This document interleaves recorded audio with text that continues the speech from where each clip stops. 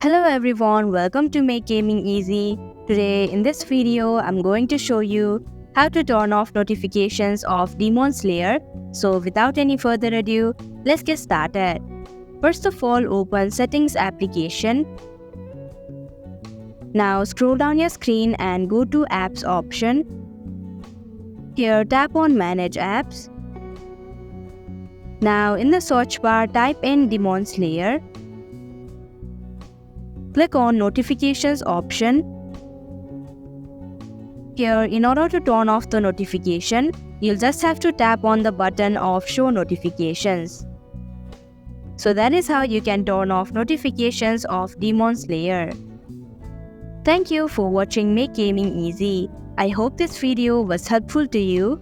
If it was, hit the like button and comment down if you have any questions or feedback. Also, if you are new to our channel, subscribe and hit the bell icon so that you don't miss our upcoming videos.